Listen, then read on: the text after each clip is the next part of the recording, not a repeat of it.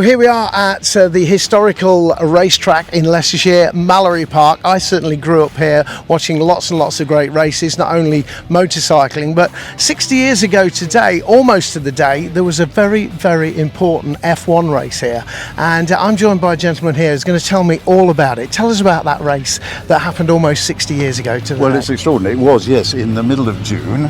It wasn't a World Championship race, but there was at the time such strength in the British Formula One industry that we could have, if you like, a sort of private race outside the World Championship. Here at Mallory Park, the bank's absolutely packed with spectators, as you can imagine, and on the front row of the grid, and that's the extraordinary thing about it, it's the only time it ever happened, there were four either present or future world champions with the great names of Jim Clark, John Surtees, Jack Brabham and Graham Hill.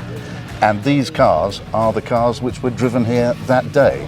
So we thought on the 60th anniversary it was a great opportunity to bring all these cars together, lots of people interested in that, but also just to recall how long Mallory Park has been operating. You had to respect this place. Yeah. You could go quick, you could go quickly around Gerrard's Bend behind us, but you had to get the entry right and the exit right to carry the speed. If you got it wrong, you were in the undergrowth, and there wasn't a runoff area in those days that there is now. You were over in Earthbank or you were in the lake. Right. And I have seen Formula 5000 cars go into the lake. Wow. You know, we live in a technology world now. I mean, that was modern day technology in the 60s. That was state of the art. Yes. You know what I mean?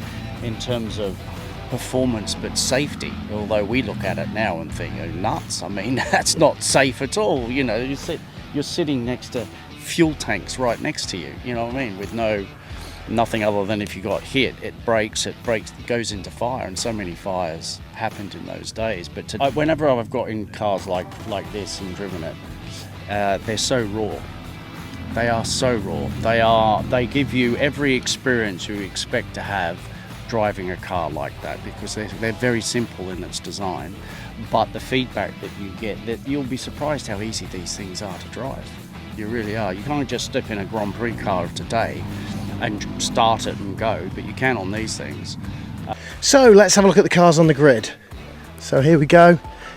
60 years ago, these F1 cars were lined up on this very grid here with the likes of John Surtees, and I'm joined by Stuart, the owner of Mallory Park. Stuart, how important is it that you put on these historical events like this? I think very important, really, you know, because Mallory Park's got massive history.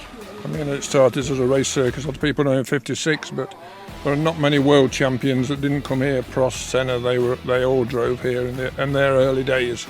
And it's a shame, really, that that's disappeared from now. Kids seem to go buy themselves into Formula One or Formula 2 or whatever. It's a great shame. But when you look at these, I mean, it's just mind-blowing, really. Absolutely mind-blowing.